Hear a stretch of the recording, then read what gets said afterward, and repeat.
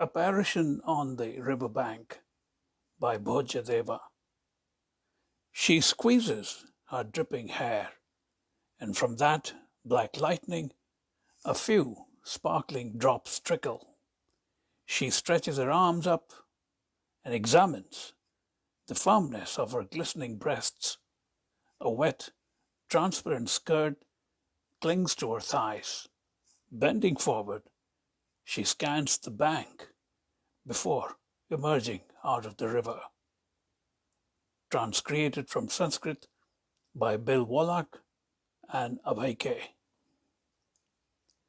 This remarkable 11th century poem by Jayadeva, the King of Dhara, is one of many from Bloomsbury Book of Great Indian Love Poems, a critically acclaimed anthology of Indian love poems edited by the well-known poet Abhay K. Abhay K is author of 9 poetry collections and the editor of the Bloomsbury Book of Great Indian Love Poems, Capitals and New Brazilian Poems. His Earth Anthem has been translated into over 50 languages. He received SAARC Literary Award 2013 and was invited to record his poems at the Library of Congress, Washington, D.C. in 2018. Stars Aligned is pleased to host Abhay K, poet, diplomat, and editor. It's interesting. At some level, love as a theme seems like such an obvious choice in the Indian context, and yet not much has been compiled as anthologies. Why and what prompted you? So, before editing Great Indian Love Poems, I have done another anthology. It's called Great Indian Poems, and from 28 Indian languages. And when I was editing this book, the Bloomsbury Anthology of Great Indian Poems, I found that many poems in that anthology from various Indian languages spanning over 3,000 years of Indian poetry were love poems. So I thought that why not to do a separate anthology of love poems, because many of great Indian poems are actually love poems. So, and second thing was that, love is something which is not ephemeral, but an eternal emotion. As long as humanity lives, survives on this planet, we are going to have this emotion of love. And during the time of Corona pandemic, I thought that why not to explore this theme of this eternal theme rather than ephemeral theme of the virus, as most of the poets were either editing anthologies on the virus or on the effects of the pandemic. But I thought that would be short-lived. But I have got a little more time, and therefore I should do explore this theme, which humanity is going to come across forever until we turn into biorobots and completely don't need love. Right. Since you mentioned the pandemic, love too spreads virally, although it endures, unlike the virus itself, right? Right. Love is something, it's very, very basic. We cannot live without it. It's like food, right? You and I know this, that we need it every day. A little dose of love is needed every day to live, to survive. And love is something which is, it's ever present. It's all across wherever human beings or even animals or plants live. They have their own way to express love. So wherever there are living beings, love is already there. Probably viruses also have love, It's interesting you should mention it. I'm digressing a little bit from the format. We seem to be going through a particularly fractious time globally, and one gets the sense that there is a distinct rise in different kinds of hatreds, be it here in America, in India, and elsewhere. How do you think a theme like this that you have explored can trump it, as it were? See, I mean, we cannot live without love. Kabir said, "Pothi pade pade jagmua pandit bhaya ne koi, ढाई आखर प्रेम का पढ़े सो पंडित होई." So ultimately, we have to realize this, that hatred will not lead us anywhere. So even those who engage in hatred secretly seek love. Hatred is another way of seeking attention, seeking love. So Right. so when in chemistry, for example, you are very much interested in physics, and I would like to connect physics and poetry.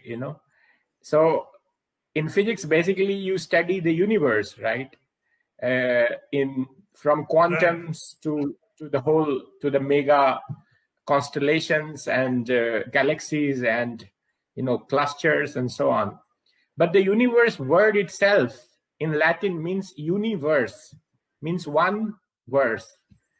So the basis of the universe is poetry. And what I thought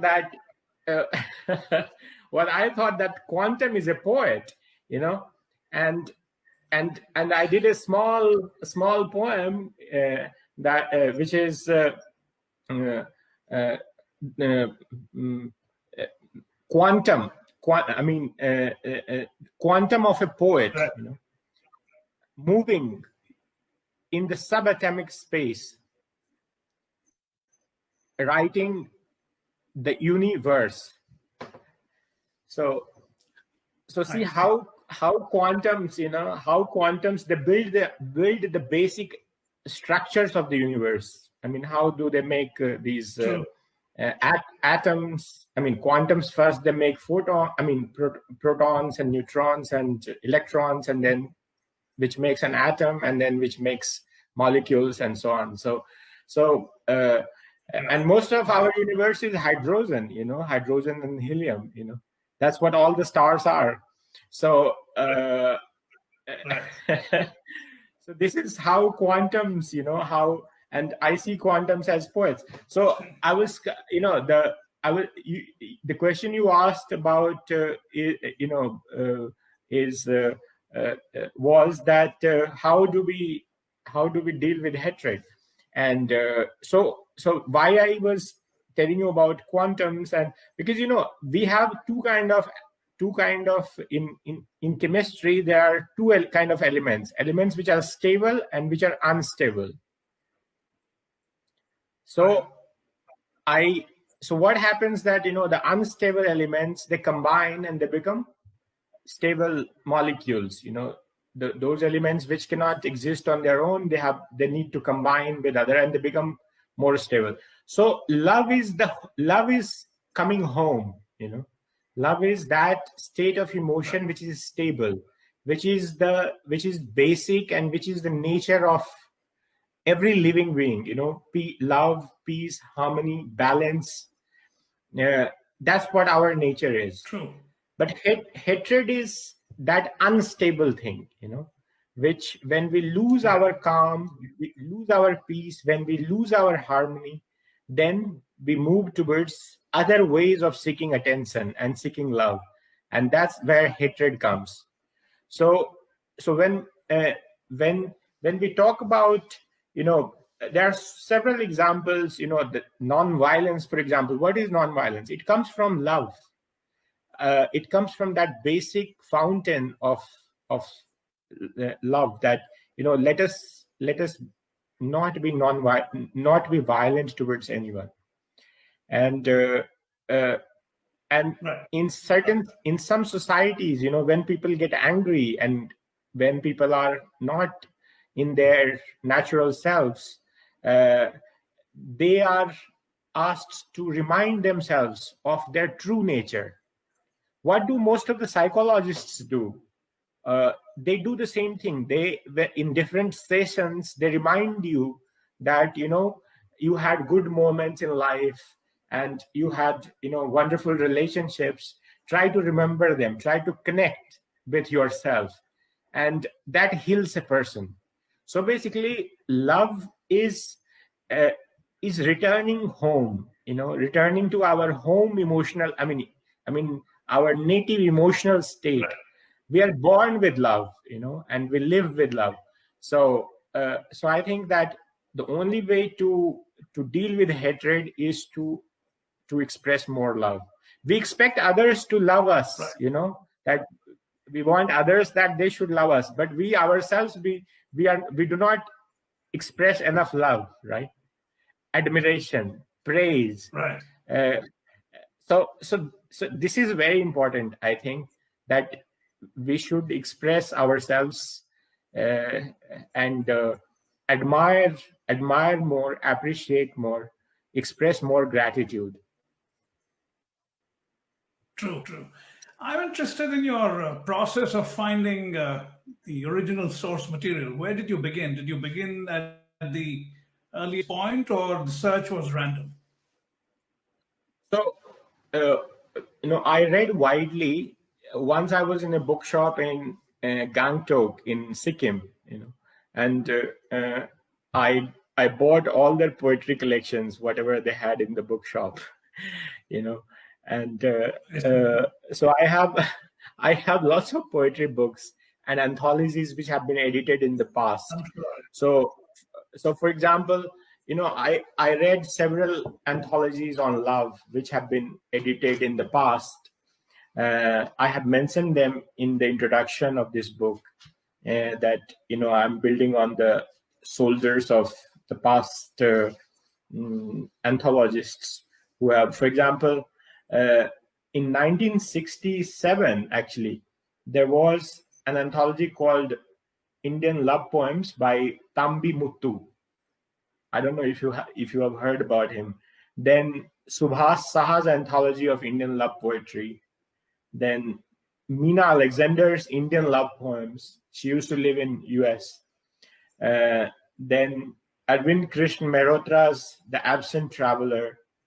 And R. Parthasarathi, who lives in US actually, erotic poems from the Sanskrit.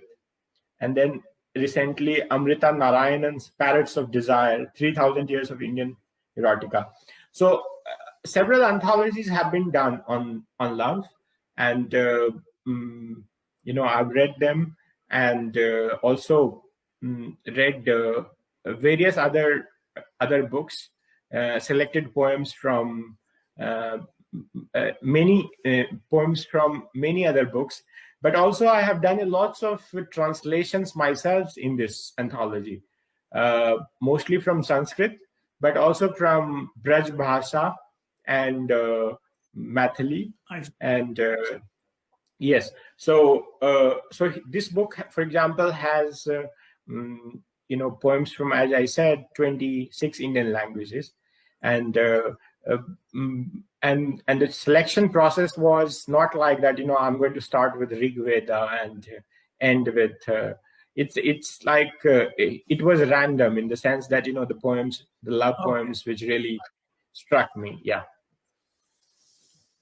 Right. Since you mentioned the figure of 3,000 years a couple of times, and I think I'm conscious of that as well, it's a long period to choose from. How did you go about choosing your poets? Did you choose poets or the poetry? What was the motivating factor here? So, the one of the things which I consciously moved away from is the focus of modern anthologists on poets. So as you can see from the title of this book, it's a Great Indian Love Poem, not Great Indian Love Poets. So the focus was to select those poems which stay with us. When you read a poem which you like and which stays with you, since your childhood or from. So these are poems, not poets. So the lines you remember. So my focus was on the poems, and I was reading, across centuries, because Indian civilization, as you know, is vast, and Indian poetry is very rich, and so this book starts. I mean, it has poems from Rig Veda as well, and from Brihad Aranyaka Upanishad, and from the Buddhist nuns who were writing poems, as well as Kalidasa and subsequent poets. And it also has, it also shows you the evolution of language. For example, earlier only Sanskrit was the medium of expression. Later, Sanskrit broke into Prakrit, and then Prakrit broke into various modern Indian languages we know after 10th century. Tamil, the ancient Tamil, and then also evolution there in the south, evolution of other languages, for example, Telugu, Kannada, Malayalam, etc. So this is, I mean, it's a journey across space and time through Indian literature. I mean, Indian literature is so vast, but I've tried to include representative poems which touched me. Right. I'm sure other cultures have great traditions of love poetry as well, but for some reason, it seems to me personally that in the Indian context, it is particularly evolved. Is that an accurate sense, or I'm just being fanciful in my thinking? So there are several traditions of love poetry. I have mentioned these traditions. For example, Greek poets writing in 4th century, then Latin poets writing love poetry, and then also in poetry found in the Easter Islands in the Pacific Ocean and ancient Egypt. So also in I have mentioned the poems of Maya and Inca civilizations. So love is a universal theme, and it does not matter where are you from on the planet. If you are a human being, you experience love at some point of time. And I mean, love not at some point of time, but always. I mean, every day of your existence is with love. It cannot be without it. So so these, I mean, in Indian poetry, love poetry, I mean, in Indian tradition of love poetry, it's spatially evolved, because you find texts like Kamasutra, for example, which is a sutra, which is a manual for love. So it's a very rich text, and it's not only about love making, but it's about love, not love making. Love making is just a part of it. So and the very evolved Indian philosophy that to gain enlightenment or nirvana, what we call moksha, we must pass through the 3 stages, and these are the fulfillment of right conduct, in the sense we must be free in our conscience that we are not doing any wrongful things, which we call dharma. Then we have artha, which is fulfillment of money making, or at least earning a living through rightful means. and then we have Kama. So Dharma, Earth, Kama. Kama is the fulfillment of sensual pleasures. So, Right. So once we are through these stages in life, through these needs of Dharma, Artha, and Kama, we become eligible to gain Nirvana. So, in most of the Buddhist, for example, Buddhist shrines, for example, Ajanta is one example where the paintings are very sensuous. And these were the places which were used by the monks, the Buddhist monks, to meditate and to. So Octavio Paz, who was the Mexican poet diplomat, and also he asks a question, a great writer, this question, that why the places of shrine, places of meditation, places where people are far away from the worldly needs, should have these very sensuous paintings and sculptures which are very sensuous. So he wanted to understand this part of the Indian philosophy, that what is the reason behind that. And Dharmakirti in one of his poems in this book tries to answer that question, and Paz came to this conclusion that it is important to keep the worldly motifs or sensuous images or sculptures, because if the monks are still attracted to them, it means that they are not ready yet for nirvana or for enlightenment. So it is important. Right. It's not an escapism, but it's a full awareness that this exists, and there is still time if one wants to step back and want to go into the world and fulfill one's desires before entering the another world, which is where there is complete one is free from all the desires. So these were reminders. So just to ensure that you're not going through, just to remind them not to go through premature meditation as a day. Right. So Dharmakirti in his poem says this dilemma. He expresses Dharmakirti was a great monk, a very well-known monk, and also a chancellor at the famous University of Nalanda. So he says in one of his poems, making love to her lasts only moments, like a dream, illusion, ending in regret. I reflect upon this truth 100 times, yet my heart can't forget that guzzle-eyed girl. So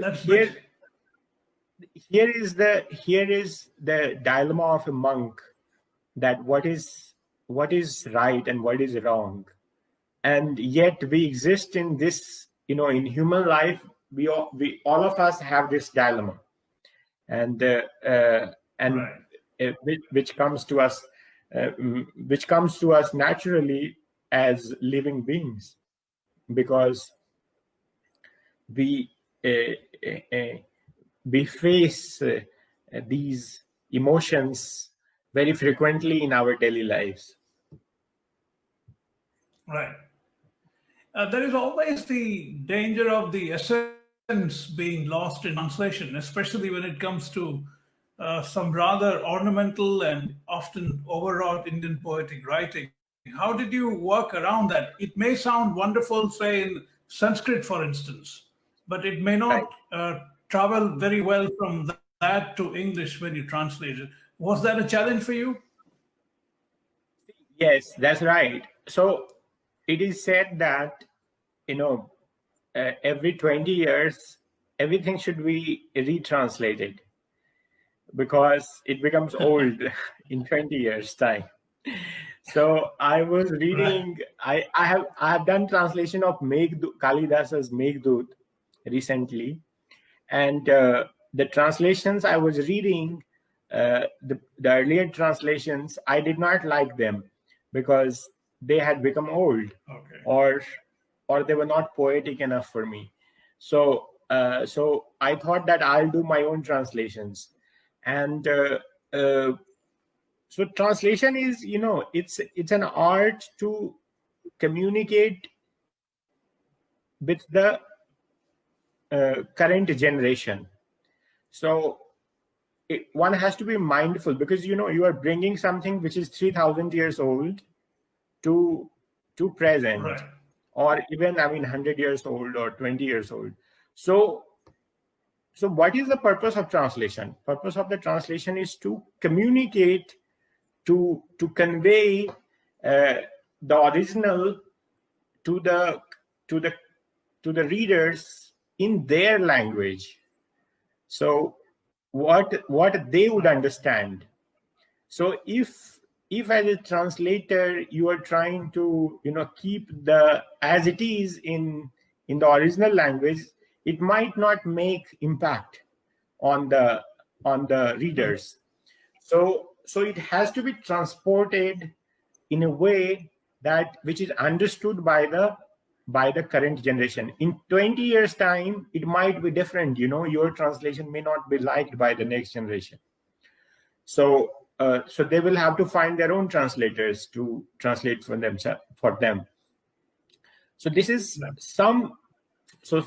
this is the primary purpose of translation.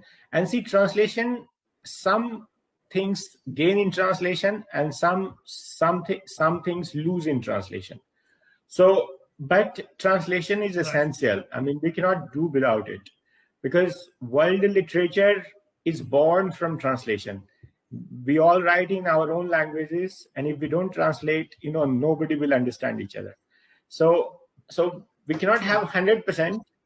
There is a saying that let great not be the enemy of the good.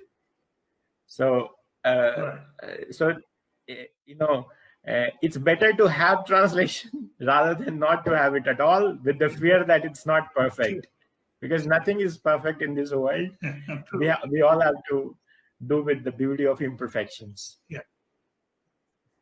Speaking of that challenge, Indian poets use metaphors and similes, like I suppose all poets all over the world do, that may not necessarily lend themselves well to translation in English. You already talked about great not being the enemy of good. But in terms of metaphors and similes, how did you manage to bring that sense into your translation? So here, during the translation process, you have to use the modern metaphors and similes, in the sense which are contemporary and which can be understood by the current generation. For example, like in one of the poems, I remember it's a poem from the Tamil Sangam literature, and it's the translator uses this term called home alone. So there is this. The context is that there's this traveler who is passing by, and there's a young girl who is asking him that, who is telling him that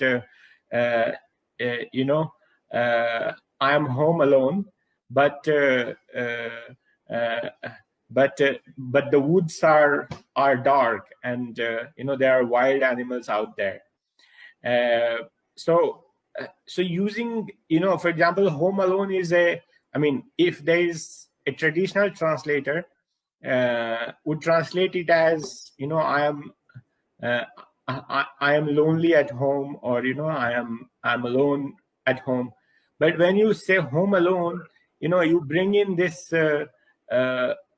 this reference to this movie, called Home Alone, which is True. so which is understood by lots of people, because they have watched it, right, and they understand what being home alone means. True. So this is the technique to, I think, this is the technique to bring the old things into new.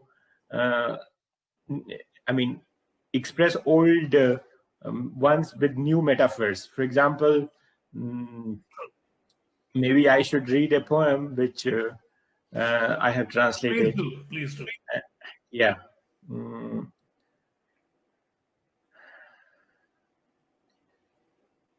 It's called Love Swearings by Unknown. Please get this parrot out of our hut, mother.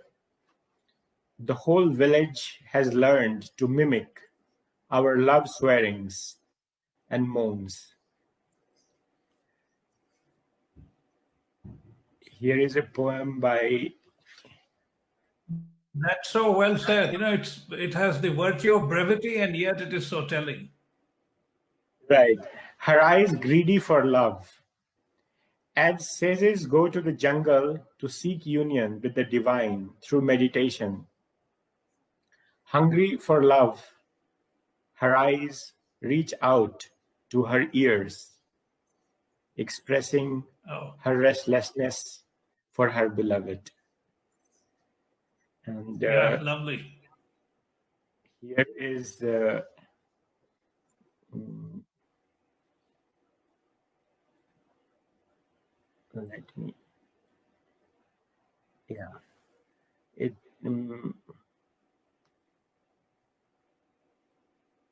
Are You Back, Love? It's also by an unknown poet. Hearing him say that he must go abroad, she fainted. And then, getting back her consciousness, said, Are you back, love? You have been gone for so long. How nice.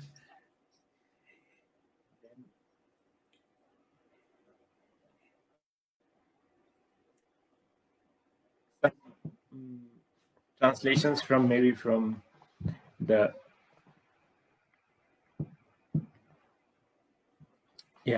for example, Kamasutra.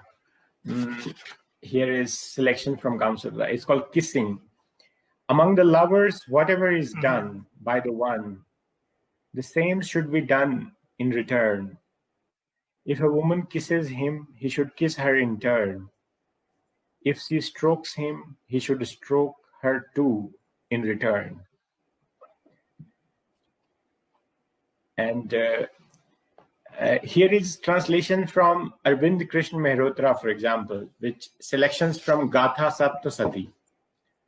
And and here is the poem. A scorpion has bitten her, they cried, and as she thrashed about, her shrewd friends, in her husband's presence, rushed her to her physician lover.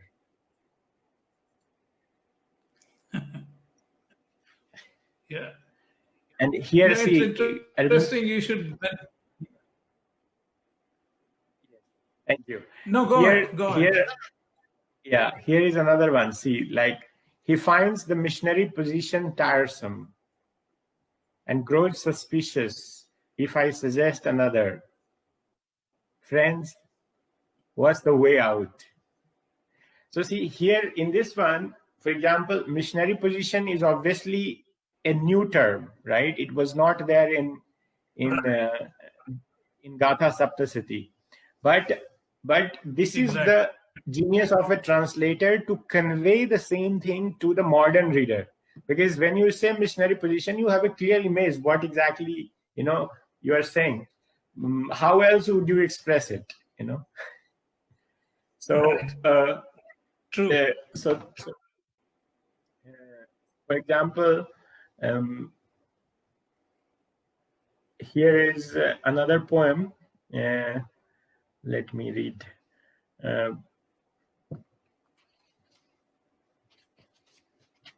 Selection from, for example, the spring, for example. Here is Kalidasa's Ritu Samhara. Summer. The palace terraces fragrant with flowers, and wine quivering beneath the breath and lips of their ladies, and sweet songs accompanied with lutes and lyres kindle luminous love of amorous men at midnight summer, my love.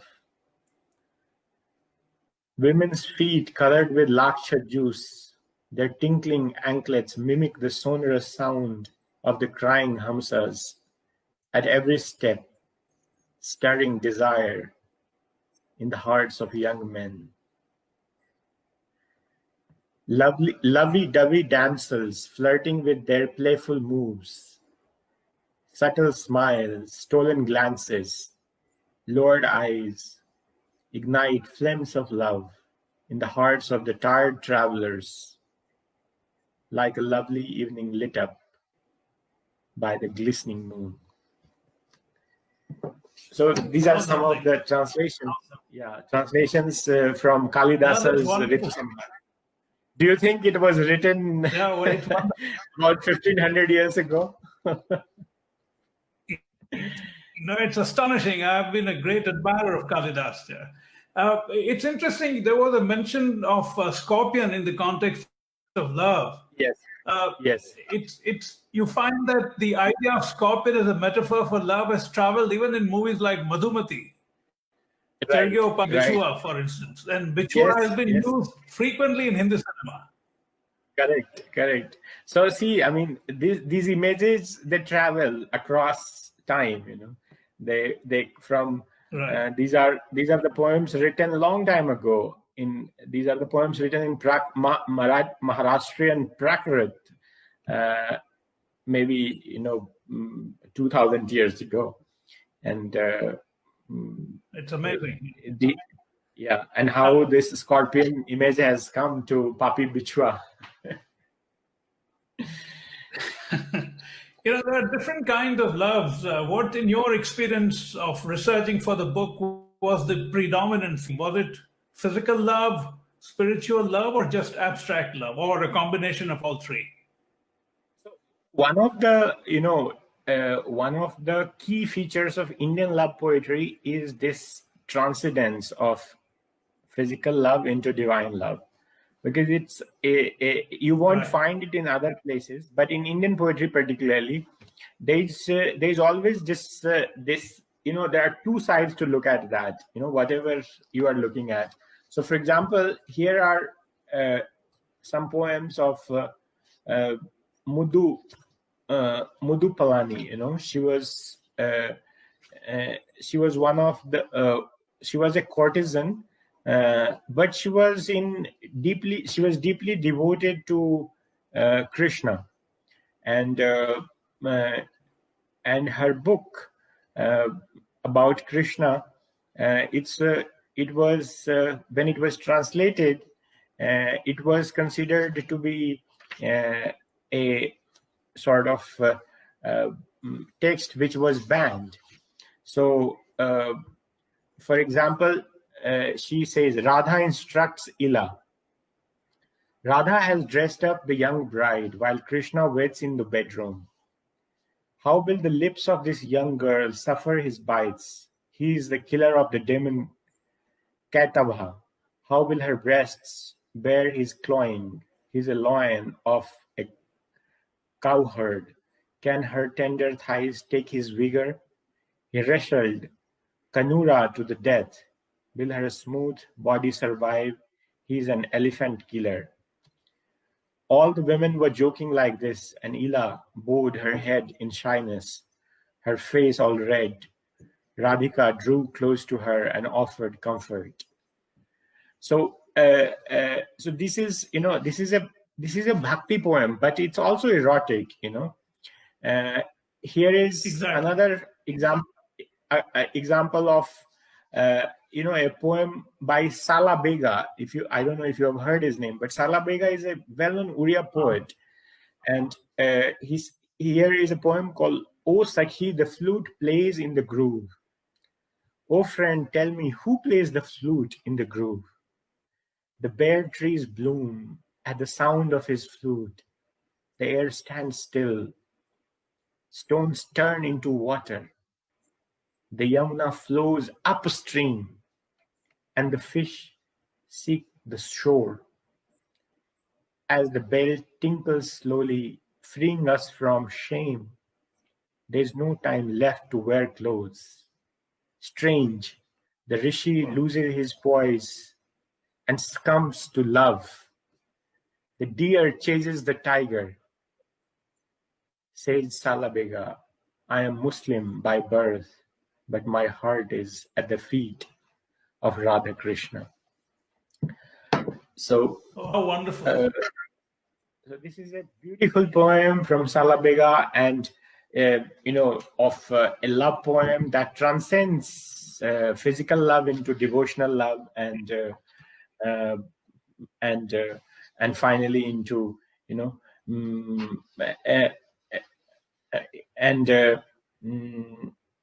also this I would like to share with you this poem by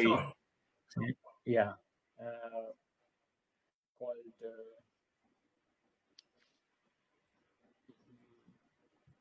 lots of bhakti poems here, but one poem from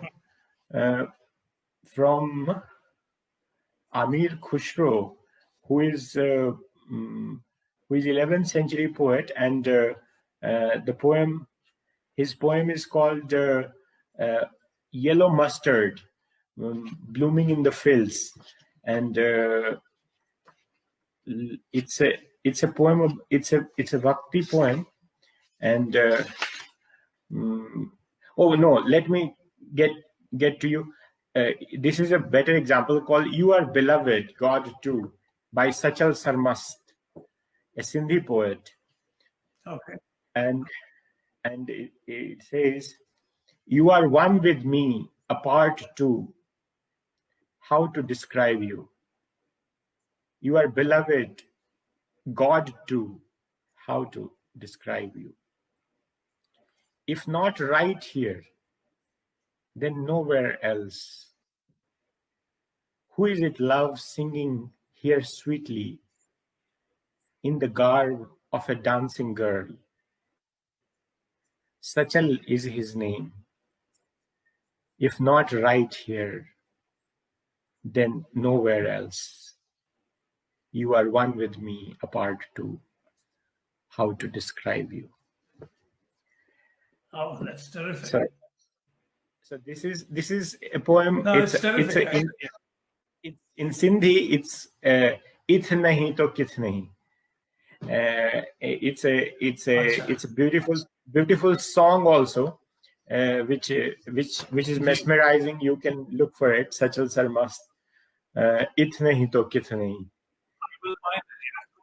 Yeah. You feature giants such as Kalidasa, Mirabai, Bhratrihari, Jayadeva, Silhana, Surdas, Bihari, a whole list of people. Did you find anything common in the poetry constructs? One underlying theme? For example, they are all moved by the beauty of this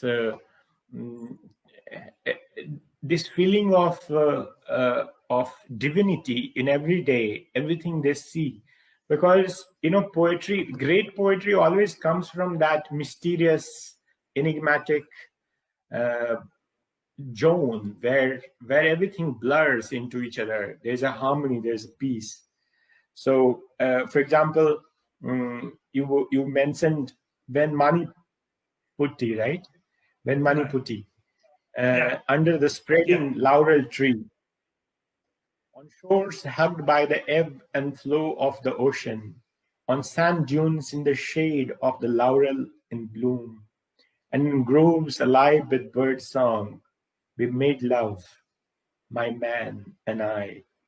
Even now my eyes see him and my ears hear him. Even now my arms glow with pleasure as we embrace, waste away as we come apart. Tell me, friend, what does all this mean? It's what an emotion, you know. I mean, one time they have made love, and then, you know, it's kind of a wave, which is the ripples, you know, coming, you know, Right. those ripples coming eternally. I mean, they're coming forever to the poet, and I think that's the beauty of you know, of love, which here is Jayadeva, the messenger speaks to Radha. Krishna lingers in the thicket where together you mastered the secrets of love making. Fixed in meditation, sleepless, he chants a sequence of mantras. He has one burning desire, to draw Amrit from your offered breasts. Sigh, short, repeated gasps. He glances around helpless. The thicket deserted. He pushes back in his breath. He pushes back in. His breath comes in a rasp. He rebuilds the couch of blue floral branches, steps back and studies it. Radha, precious Radha. Your lover turns on a wheel, image after fibrous image. She ornaments her limbs. If a single leaf stirs in the forest, she thinks it's you. Folds back the bedclothes and stares in rapture for hours. Her heart conceives 100 amorous games on the well-prepared bed. But without you, this wisp of a girl will fade to nothing tonight. Translated by Andrew Selling. Beautiful Amazing, poems here. Kalidasa, I have already read you. Surdas, here listen to Surdas. Her bright tika shines like a swan among the lotuses. As her pearl necklace moves and her long black hair glows, her hair strand flows as if a river, washing away her blemishes. Her waist girdled with musical bells, anklets, bangles glow like red flames, dispelling the night's darkness. Seeing Krishna caress this captivating beauty, Surdas' heart is filled with delight. It's a translation from Braj Bhasa. Yeah, I mean, it's endless. You're right. It's endless. You just get lost in this. Yes. Vidyapati, for example, for heaven's sake, listen, listen, oh my darling. For heaven's sake, listen, listen. Do not dart your cruel, angry glances at me, for I swear by lovely pictures of your breasts and by your golden, glittering, snake-like necklace. If ever on earth I dare touch anyone except you, let your necklace turn into a real snake and bite me. And if ever my promise and words prove false, chastise me, oh darling, in the way you want to. But now don't hesitate to take me in your arms. Bind my thirsty body with yours. Bruise me with your thighs and bite me with your teeth. Let your fingernails dig deep into my skin. Strangle me for heaven's sake with your breasts and lock me in the prison of your body forever. Wow. Mathli. This is extraordinary. It is extraordinary, yeah. Just last But couple of questions before I know we have extended quite a bit. Hindi cinema lyricists have produced some of the finest poetry writings centered around a whole range of human emotions, particularly love. Did any of that make the cut, or you were consciously not looking at them? No, I have included some lyricists as well. For example, Gulzar is here, and also Kafi Azmi poem is here, and Wonderful. Kafi Azmi's poem called "Moment" is in this book, and it's called "Moment," I think. Let me find it, and a number of poems. Kafi Azmi "Moment," life is the name given to a few moments, and in but one of those fleeting moments, two eyes meet eloquently, looking up from a cup of tea, and enter the heart piercingly and say, "Today do not speak. I will be silent too. Let's just sit thus, holding each other's hand, united by this grief of sorrow, bonded by stirring of emotions." Who knows if this very moment, somewhere in distant mountains, the snow at last may start to thaw. Yeah. This is a beautiful poem by Kafi Azmi. There are poems by also, there are poems by other lyricists. For example, the first poem is called "A Girl" by Nida Fazli. You know Nida Fazli. Then, yes. So there are a number of. I have given them space, and they have beautiful poems. As a poet yourself, what are your natural impulses when it comes to choosing themes? Themes just happen, like I suppose happens to a lot of poets. You mean while writing my own poetry, or editing the anthology? Writing your own poetry. So for me, your own poetry. My poetry, my poetry is about places where I work, historical personalities, monuments, nature.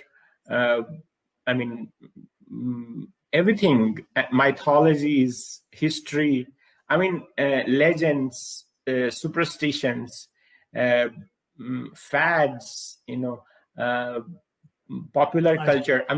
I combine all these to produce poems, and my latest book is called my own poetry collection, which has just come out. It's called "The Alphabets of Latin America," and it's just come out, and it has poems about, for example, Pablo Neruda, and there's a poem by on each letter. So, for example, I'll show you the content.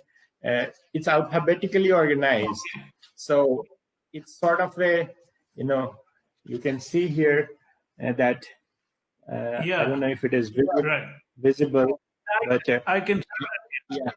A, B, C, D. It's kind of ABCDarian, And my past books, they are about the names, as the name suggests, the Prophecy of Brasilia, the Eight-Eyed Lord of Kathmandu, the Seduction of Delhi. So these are the poems about the places I live, I work at. So I write about interesting, about those things. Yeah. Speaking of your work, I have to slip this one question in because you are a diplomat by profession, vocation, and temperament. How does your poetic impulse, or how does your being a poet help in your work? So it helps me to connect because it's easier to connect with people as a poet. And poetry creates lasting bonds. So for example, all the places I have served, I still have lots of friends who keep in touch with me, who remember me, and who remember the poems which I shared with them, and the poetry readings I have done. So so it makes you a natural diplomat. You don't have to make efforts, because what is the goal of diplomacy? It is to connect, right? And poetry helps you to makes you a better diplomat, because you are able to connect with people. Then there are a lot of common things between poetry and diplomacy, and some of these common things is that the first is that brevity of expression. So poetry teaches you at least to choose your words carefully, both in poems and as a diplomat in your communication, so that you don't waste a word. So brevity of expression is very important in both poetry and diplomacy. Also, there is that both as a poet and diplomat, you deal with words. So that's a common thing. Then there is also this thing what Emily Dickinson calls tell it, but tell it slant. So this is called indirectly, or I call it ambiguity. So you are not direct either as a poet or as a diplomat. As a poet, you say it through metaphors and similes, as you said, and as a diplomat, you say it in a way which is not blunt or direct. So that's the second common thing between poetry and diplomacy. The third thing is that sensitivity. As a poet and diplomat both, you have to be a sensitive human being, because you are dealing not only with with yourself, but you are dealing with the voiceless, in the sense that those who are, as a poet, you are the voice of the voiceless, and you express yourself. You give them voice. As a diplomat also, you have to be sensitive, because you are not representing, dealing with your only with the, you are a bridge, so you have to see that, how to come to a common ground, and you cannot do without being sensitive.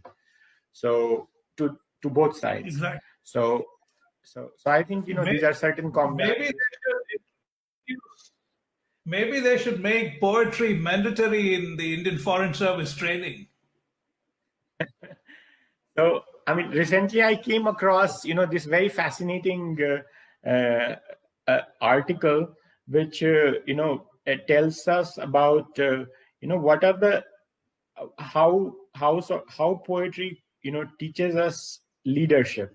It's called Poetry and Leadership, lessons from poetry and prose, so it tells you that, poetry helps us to see the world in a more complex way, and see that there are many layers of to anything. It's not black and white.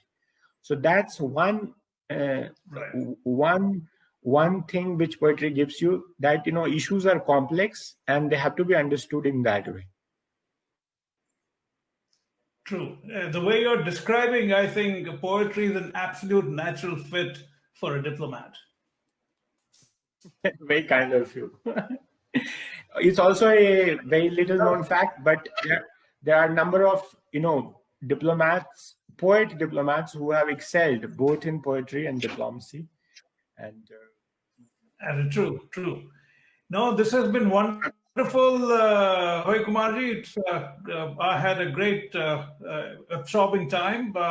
I'll be in touch, and I'll send you, of course, the whole video. It will be, I think, I'll tell you when it's broadcast. I'll give you enough notice. Thank you. Very kind of you. It was a pleasure, and to talk to you, and to thank you for all these very beautiful.